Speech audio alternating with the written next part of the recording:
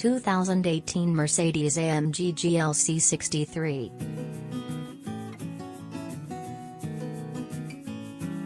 While other companies have dabbled in sticking big V8s into their compact sports sedans, Mercedes-AMG was doing it years before.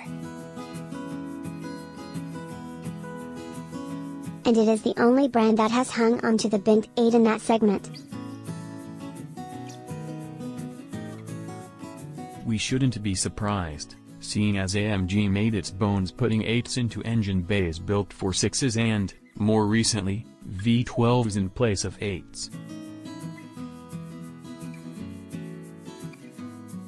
Just as the rest of the industry has fully embraced downsizing, Mercedes-Benz's in-house hot rod shop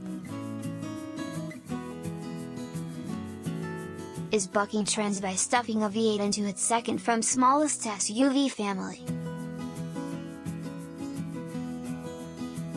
which includes the GLC and the GLC coupe. Do what you know, right?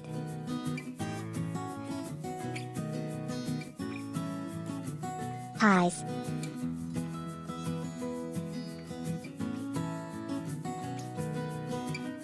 V8 rumble, thrust, and cachet, perfect position seating, drives more like a car than most cars. Low.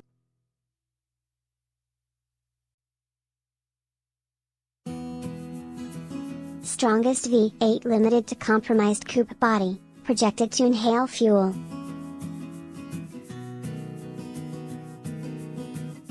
Top power in the turtle back.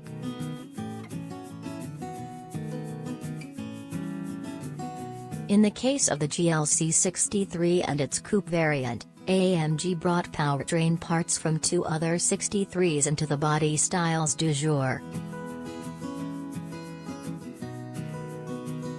The twin-turbo 4.0-liter V8 is a direct transplant from the C63 family of sedan, coupe, and convertible.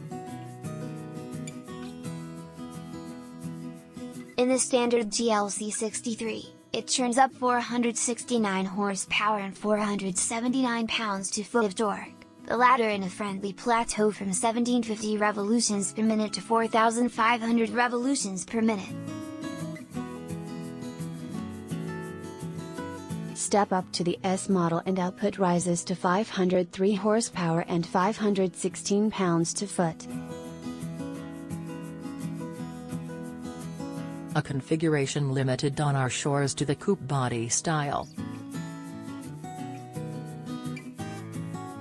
We're not sure why German manufacturers insist on labeling such four-door hatchback vehicles as coupes.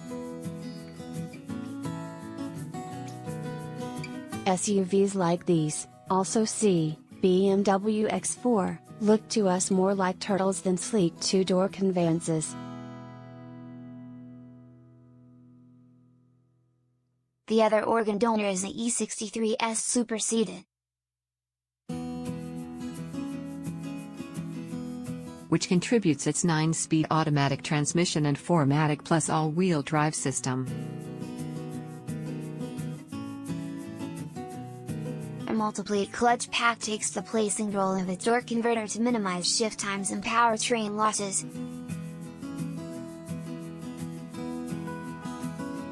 While the clutch pack front axle coupler can deliver as much as 60% of available torque forward.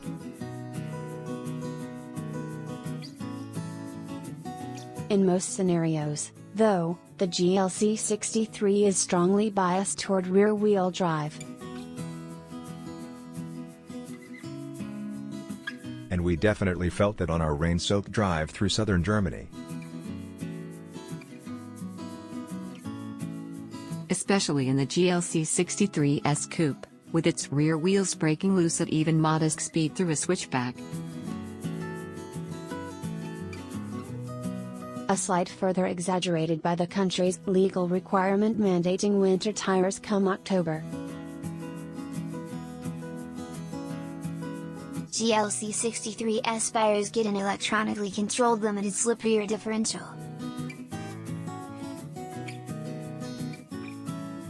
while non-S models make do with the standard LSD.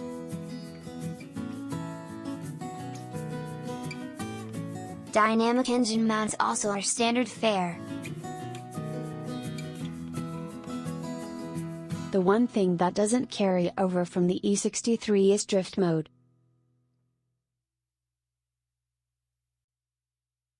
If you can't find a flavor you like among the Comfort, Sport, Sport Plus, and individual settings, then maybe you'd prefer the race mode found only in the coupe, which pegs calibrations at maximum aggression for the engine, transmission, suspension, stability control, and all-wheel drive.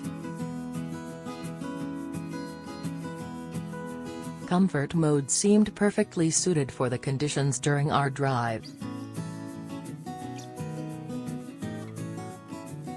as we've found with the other GLC variants, particularly the twin-turbo V6-powered GLC63 in both its coupe and standard configurations.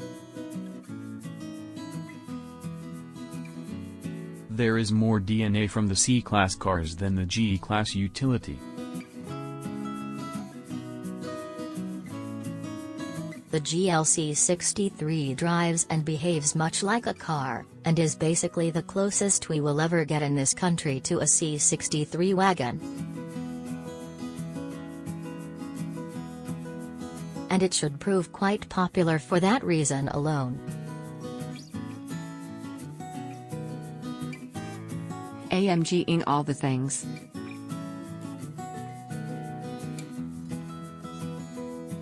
Suspending the Utes roughly 4,500 pounds, the S model is a little heavier, are multi-link setups front and rear fitted with air springs and adaptive dampers. Germany's near-perfect roads didn't give us insight into the compliance of the suspension. But we can tell that the chassis is firm and the body stiff.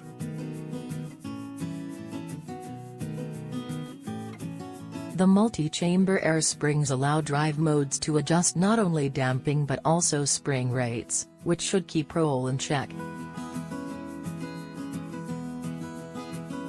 This newest 63 gets a vertical bar-on Americana grille that debuted on the AMG GT series last year, and it is equally striking here. It imbues this model with a purposeful presence that, despite the massive rubber underfoot, isn't obnoxiously loud. Small black fender flares affixed to the front wheel wells suggest contrasting French cuffs and join similar ones in the rear borrowed from the GLC43. Coupe models have a wafer-thin spoiler jutting out at the edge of the decklet. Inside, the GLC63 is pretty standard for AMG. The S model is distinguished by a contrasting mark at 12 o'clock on the steering wheel. But all versions get faux suede seat inserts. Carbon fiber trim is optional inside. There also is a carbon fiber exterior package and an AMG night package with high-gloss black trim bits. AMG's awesomely supportive performance seats are available as part of the AMG Performance Studio option, which also brings a full leather interior. The exact final specification for US models has not been established.